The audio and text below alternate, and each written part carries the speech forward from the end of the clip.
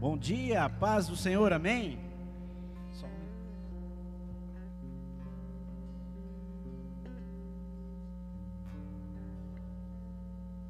Eu tenho um segredo coberto, mas é coisa nossa, tá? Depois eu conto para vocês aí, glória a Deus.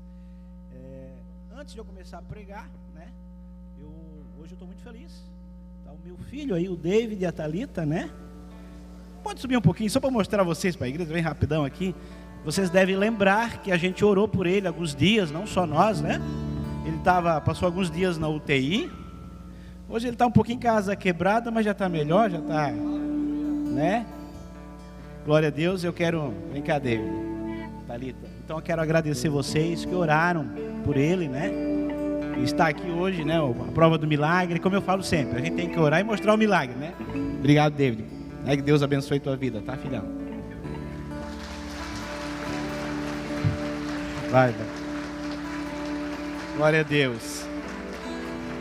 Glória a Deus. Então, eu vou só ler um texto, depois o Beto vai tocar mais um louvor aqui, tá? Porque hoje, o título dessa mensagem é Mudando Ambientes Espirituais.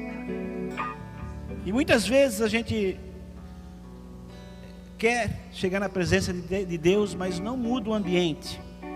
Então vocês vão entender no decorrer da mensagem. Então, a Bíblia diz, eu vou ler o texto para você toca esse louvor, tá? Então, em Mateus 14, 22 em diante, assim, um texto muito conhecido, um texto que você já deve ter ouvido pregar. Pode se assentar, né? Vou dar um descanso para vocês. Depois, se você quiser, se levanta de novo. Por enquanto, se senta. Diz assim a palavra de Deus: E logo ordenou Jesus que seus discípulos entrassem no barco e que fossem adiante para uma outra banda, enquanto despedia a multidão. E despedida a multidão, subiu ao monte para orar à parte. E chegado já à tarde, estava ali só. E o barco estava no meio do mar, açoitado pelas ondas, porque o vento era contrário. Mas à quarta vigília da noite, dirigiu-se Jesus para eles, caminhando por cima do mar. E os discípulos, vendo caminhar sobre o mar, assustaram-se, dizendo: é um fantasma, e gritaram com medo.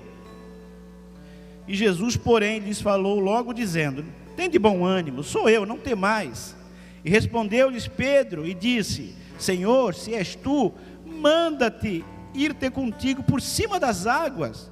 E Jesus disse: vem. E Pedro, descendo do barco, andou sobre as águas para ir ter com Jesus.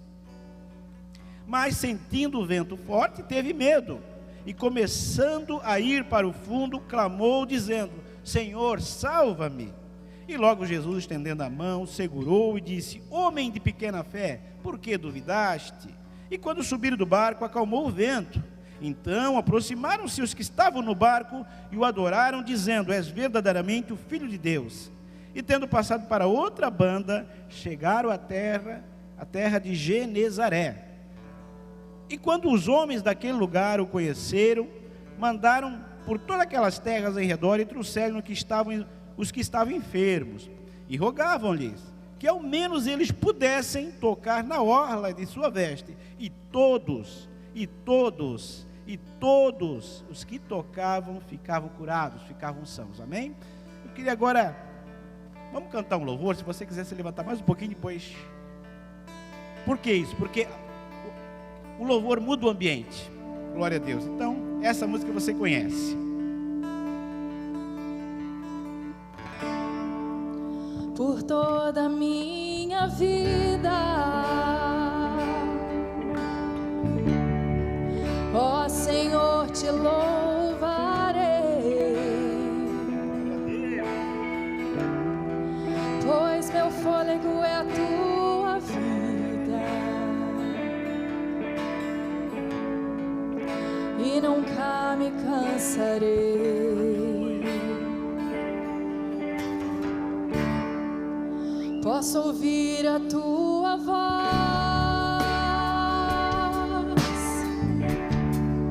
é mais doce do que o mel,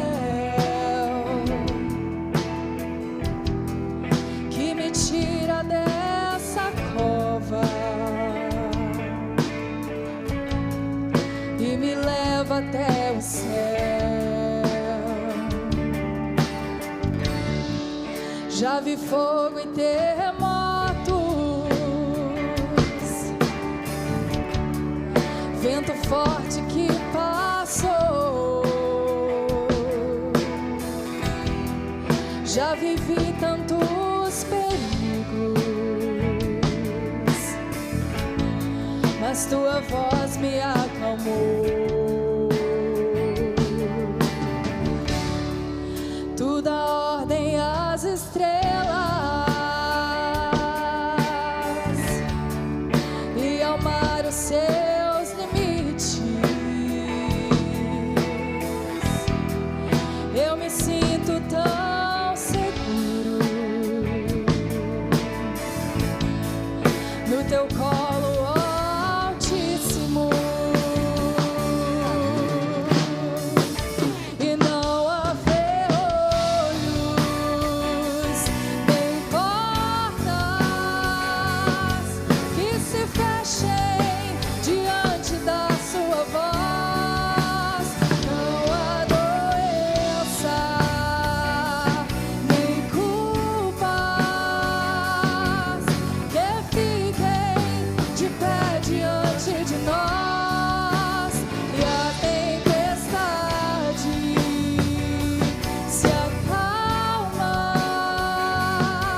se acalma na voz daquele que tudo criou, pois tua palavra é cura,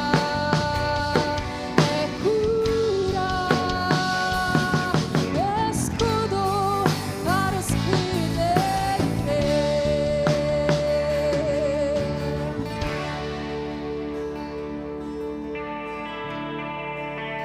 Não há ferrolhos nem portas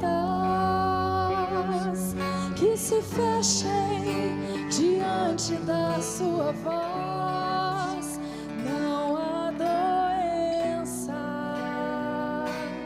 nem culpas que fiquem de pé diante de nós. E a tempestade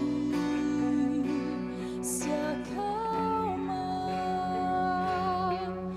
na voz daquele que tudo criou, pois tua palavra é cura, escudo para os que nele creem. Aleluia, aleluia. Glória a Deus. Você pode aplaudir a Jesus, aplauda com força, aleluia. Obrigado, queridos. Esse louvor, pode se sentar agora. Esse louvor eu pedi para o Beto e a sua banda tocar aqui, porque a Thalita vai lembrar, né? Era que cantava no ouvido do David, quando ele estava na UTI, né? Então, Deus, a palavra de Deus, ela é pura, escudo para aqueles que nele creem. Glória a Deus. Bom, a gente hoje quer falar um pouquinho sobre ambientes espirituais. Você já deve ter ouvido essa mensagem algumas vezes, né? Falando sobre fé, sobre andar sobre as águas, né? E isso é puramente verdade. Mas eu quero trazer sobre uma outra ótica hoje essa mensagem, sobre 4 ambientes espirituais que você pode andar na presença de Deus, né? Quando a gente vai estar na nossa casa, por exemplo, a gente tem alguns ambientes. Se você está no seu quarto, normalmente é para descansar, dormir, né? Orar.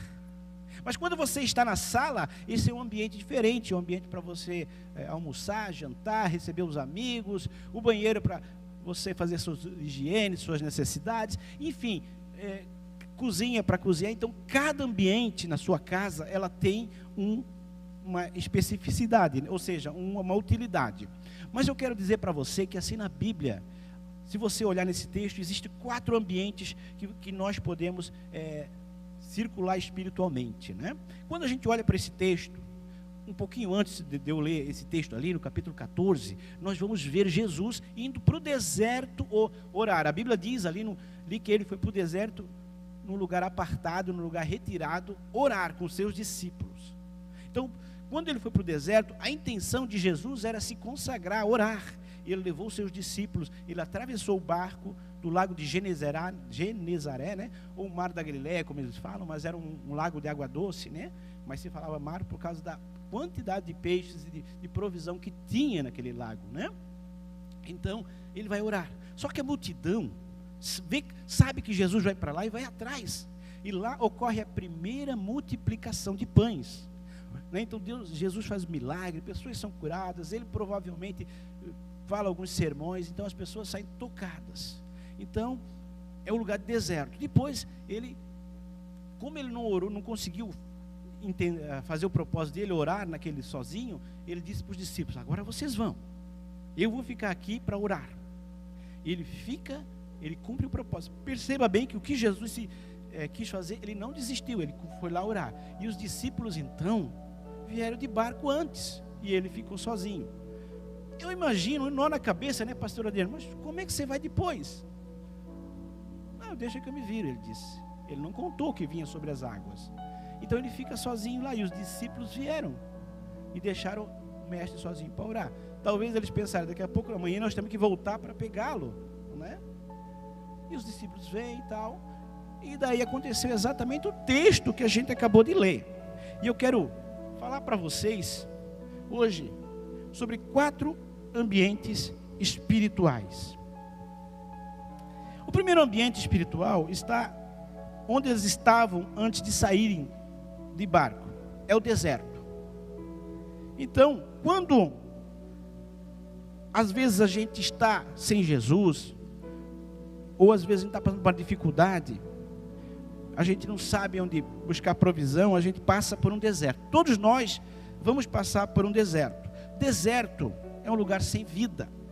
Aquele povo diz ali que eles estavam como ovelhas sem pastor, Isaías fala. Então eles estavam em busca de alguém que trouxesse palavras de vida eterna e apacentassem eles. Então esse povo estava num deserto espiritual. E o deserto espiritual é aquela fase da gente que a gente está querendo encontrar paz e felicidade em tudo quanto é coisa.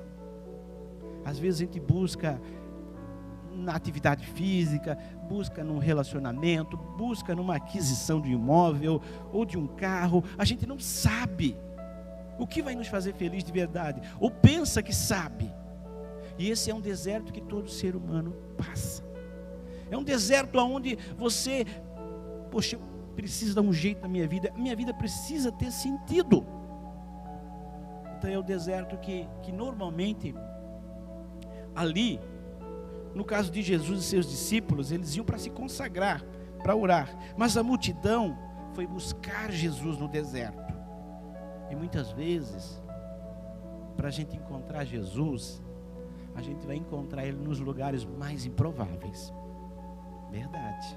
A gente às vezes pensa que Jesus está aqui, ali, mas às vezes eu preciso passar por um deserto, uma seca espiritual, para encontrar Jesus.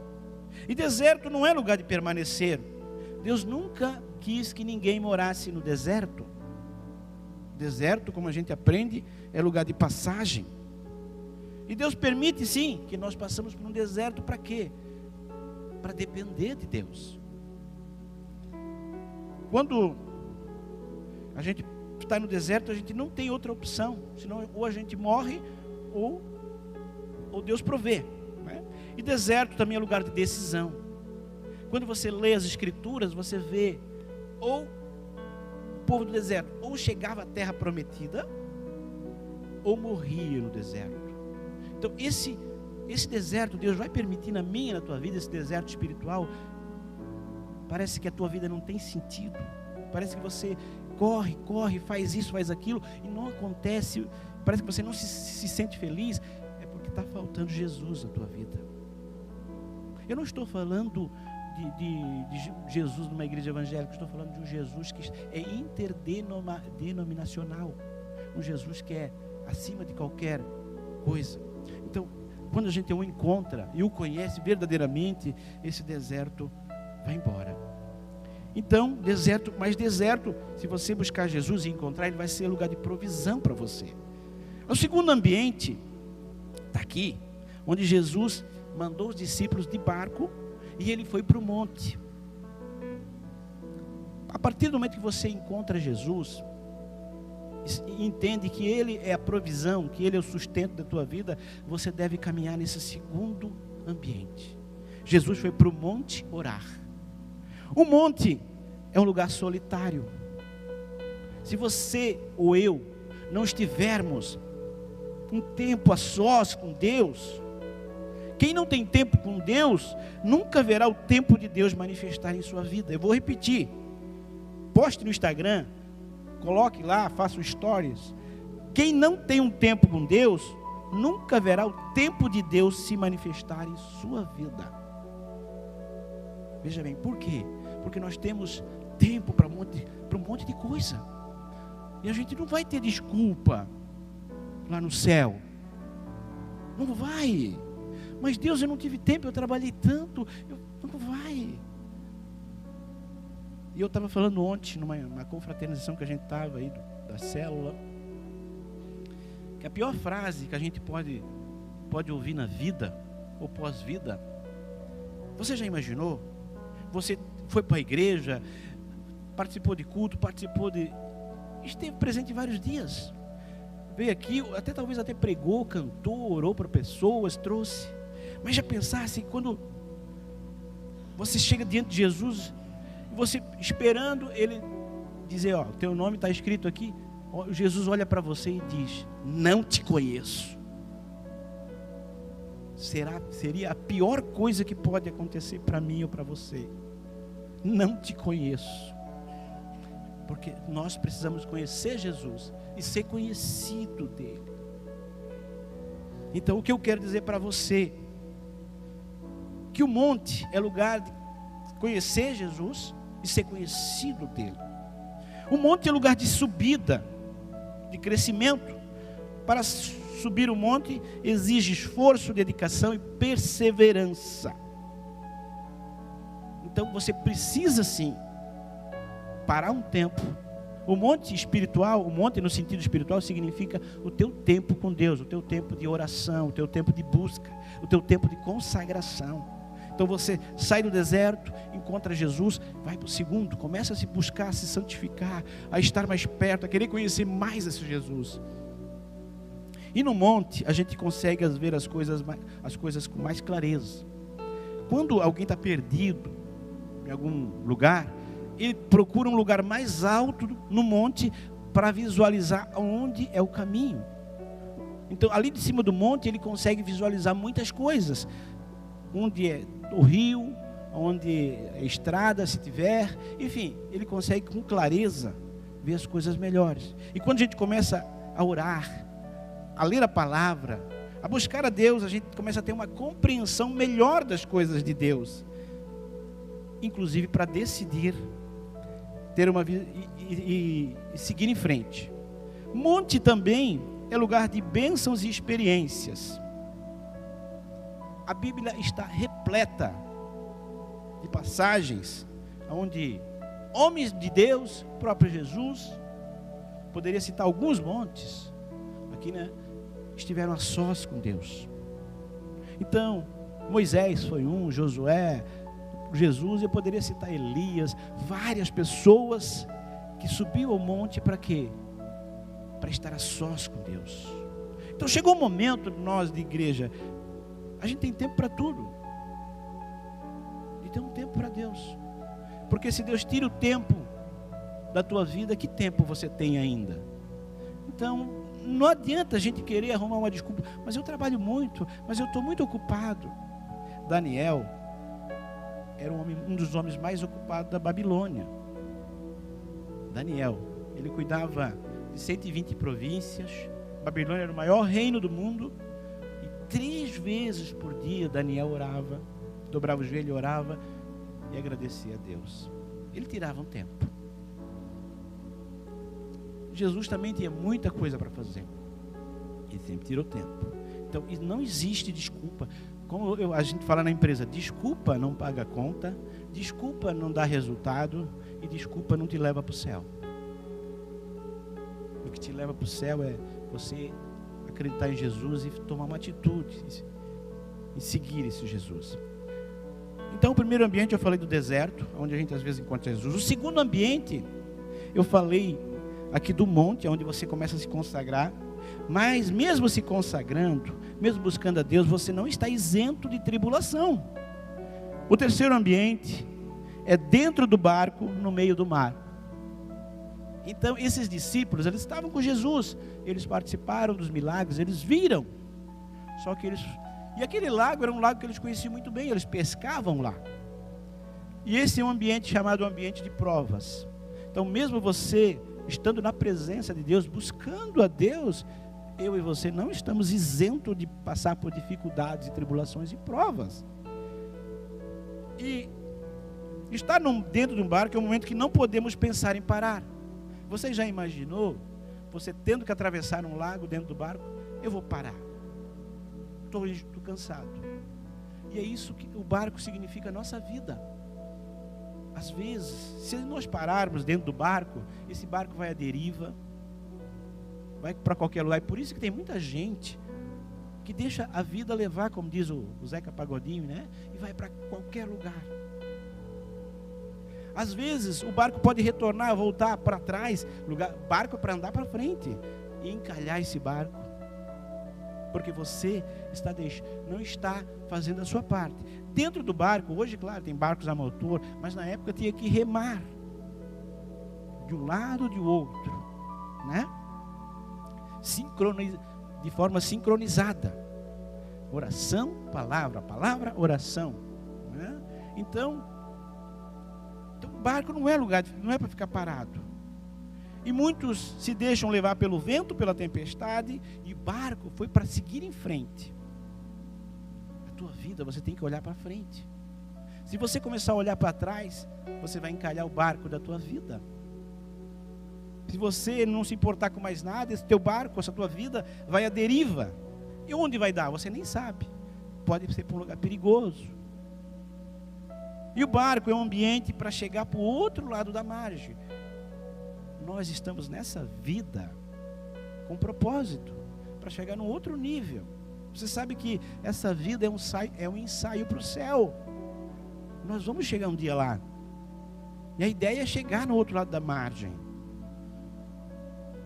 E é preciso conhecer a direção e remar, embora venham ventos contrários. Então, quando eu estou dentro do barco, eu tenho que saber onde eu quero chegar para remar certo. Porque se eu não sei onde eu quero chegar, como eu vou remar? Eu não sei nem onde eu vou chegar. E nesse ambiente, dentro do barco, no meio do mar, nem sempre conseguimos distinguir ou ver com clareza as coisas.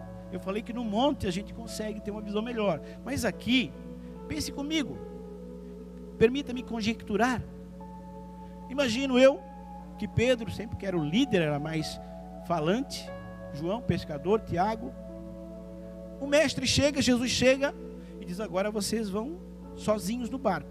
Eu vou ficar aqui.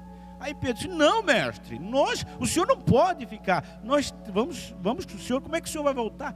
Não questiona, Pedro, eu quero orar. Não, mas deixa a gente ficar com a gente. Não, vai. E Pedro vai. Tudo bem, vamos lá, depois amanhã a gente busca ele e tal. E eles começam a remar, era madrugada. E de repente vem um vento, vem uma tempestade. E aqui eles tentavam remar. Você já percebeu quando tem momentos da nossa vida que a gente, parece que quanto mais faz, parece que vai dar um passo para frente e dois para trás? Às vezes acontece isso na nossa vida.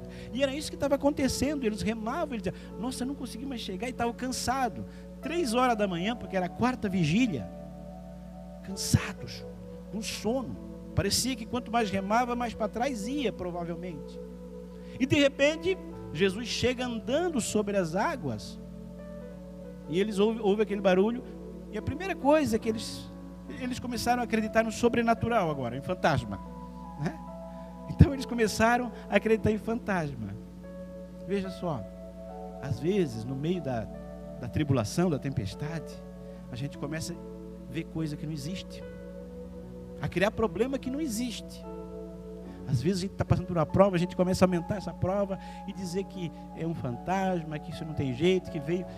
Entende? Veja bem, Jesus veio para salvá-los, correto? Amém? E eles acharam que era um fantasma que veio para assombrá-los.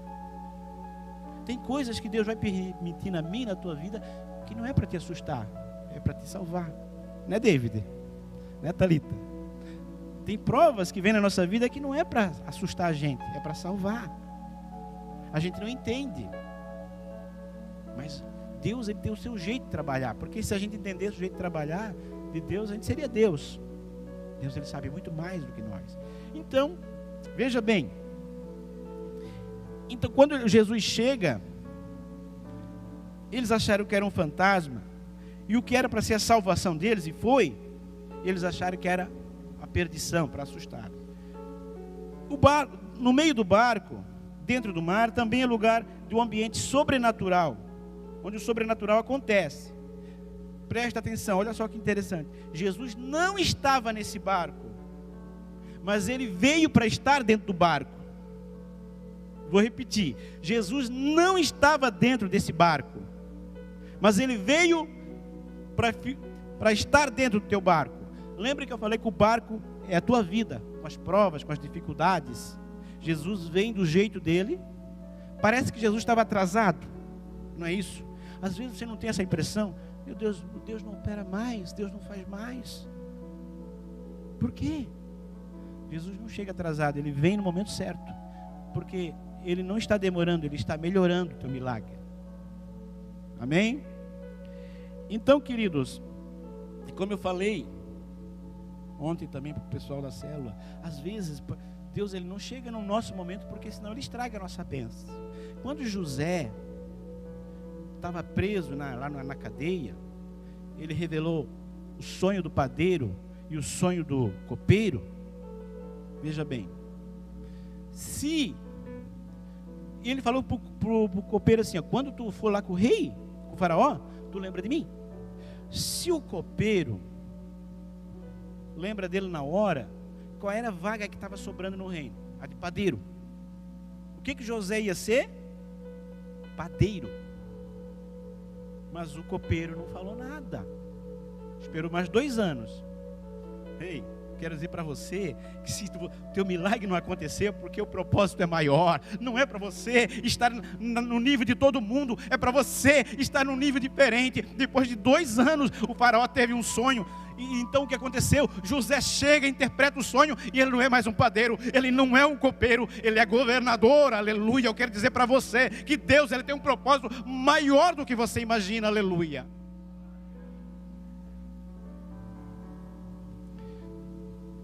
E o interessante é que mesmo não vendo Jesus, achando antes que era um fantasma, eles ouviram, porque Jesus disse, não tem mais, tem de bom ânimo, sou eu, não tem mais. Eles reconheceram a voz do mestre. Às vezes você não vai ver Jesus fisicamente, espiritualmente, você nunca vai ver, mas você precisa reconhecer a voz de Jesus. Quando você reconhece que é a voz do mestre, e ele te dá uma palavra, pode ir. Pedro, você sabe isso, né? Ele estava debaixo de uma palavra, vem. Enquanto ele estava olhando para Jesus e debaixo de uma palavra, ele continuou certo. Mas às vezes os ventos contrários, as tempestades vêm também. E você olha para isso. Eu acho que eu me equivoquei, não era bem assim. Será que eu não estava empolgado? E começou a afundar. Mas o interessante é que Jesus pega e o salva. Tem 3 inimigos da fé que eu falando com Deus, e Deus me mostrou aqui nesse texto. O primeiro inimigo da fé é a circunstância. Se você olhar pela situação, você desiste. Tem hora que só a graça, né, gente? Tem dia, né, Thalita, que nós ia lá no hospital, o médico dizia que esse rapaz ia morrer do jeito que eles falavam, né? Se a gente olhasse pelo diagnóstico do médico, a gente desanimava. Mas não olhe por circunstância, não é o momento, é o propósito. Então, um primeiro inimigo da fé é a circunstância.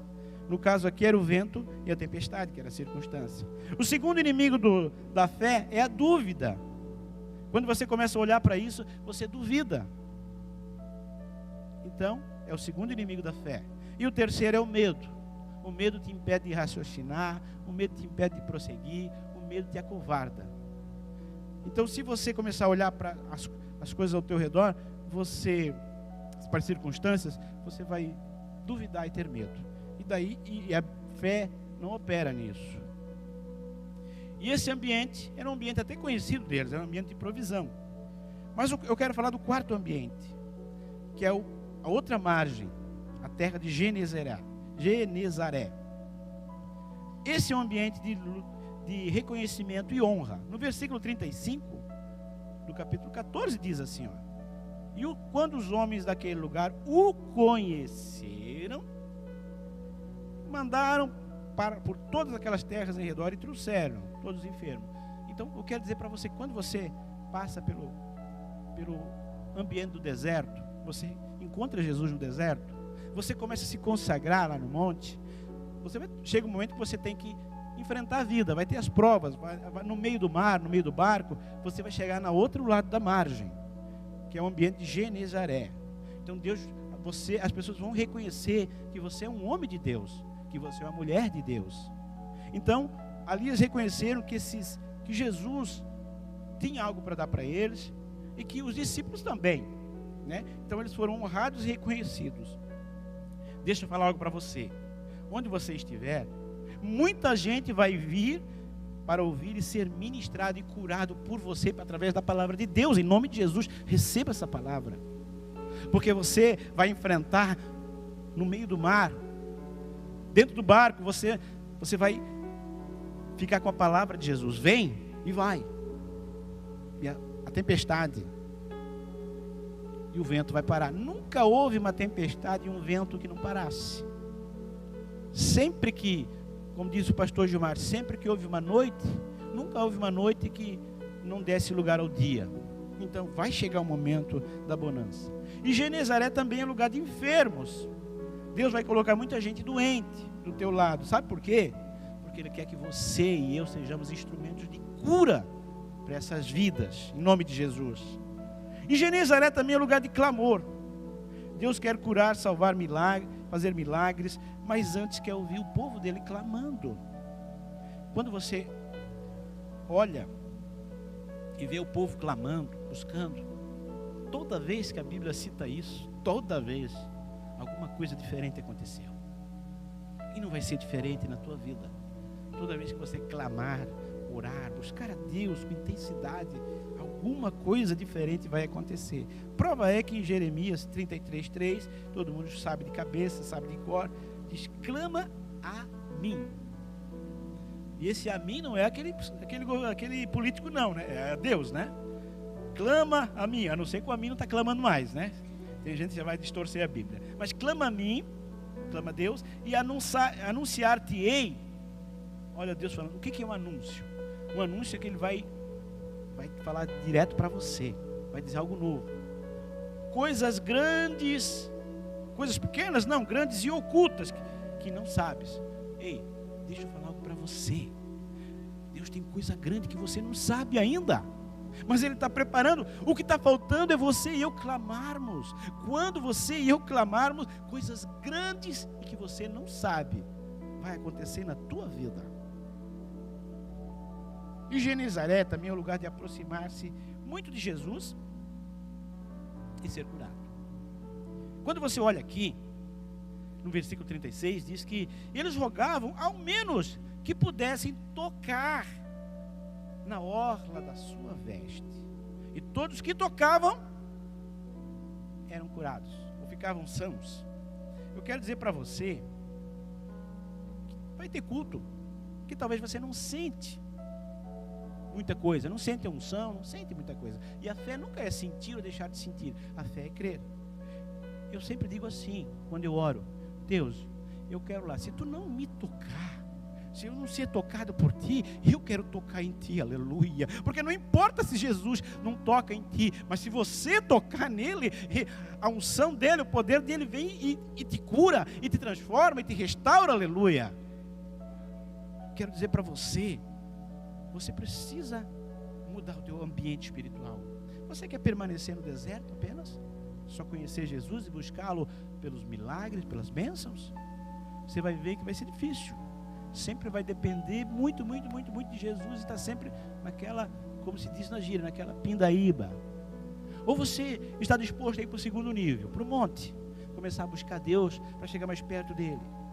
Você vai perceber que depois do segundo nível, você pensa, opa, agora eu estou bem com Deus, né?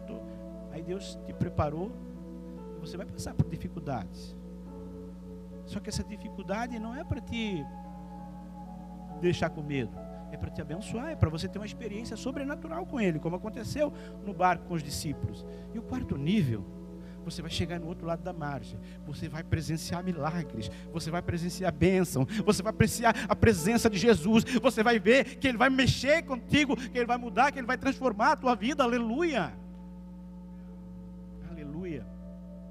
E como eu mudo o ambiente, pastor? Você pode perguntar. Um dia Eliseu foi chamado, pode subir, por favor, por favor. Um dia Eliseu foi chamado para falar sobre uma situação do exército. E ele disse, me traz um tangedor. Me traz um tangedor. Alguém toca um louvor aí. E quando ele tocou um louvor, a presença de Deus veio, a revelação veio, a direção veio. Eu quero dizer para você, se você não consegue mais orar, não consegue mais estar a sós com Deus, faça como eu às vezes faço. Coloca um fone de ouvido, bota um louvor, um instrumento e vai dizer, Senhor, eu só quero te adorar. É como se fosse o Eliseu buscando o tangedor.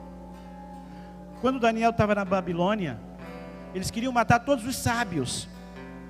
Daniel disse, chamou os 3 amigos dele, vamos buscar Deus. E Deus deu a revelação do sonho de Nabucodonosor. Eu te convido a ficar de pé.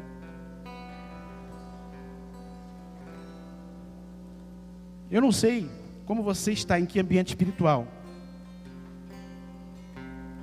mas eu queria, enquanto o louvor toca uma canção, você falasse com Deus. Eu vou te pedir um favor.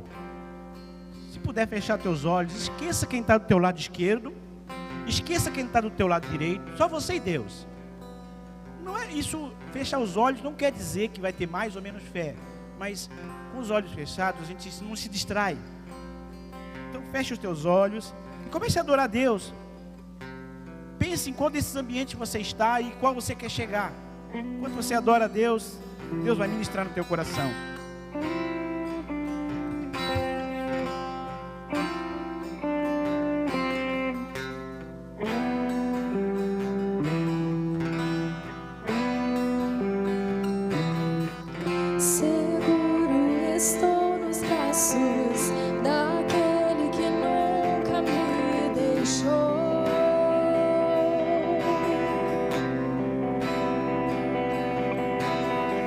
Seu amor perfeito sempre esteve repousando em mim. E se eu passar pelo vale, acharei conforto em teu amor, pois eu sei que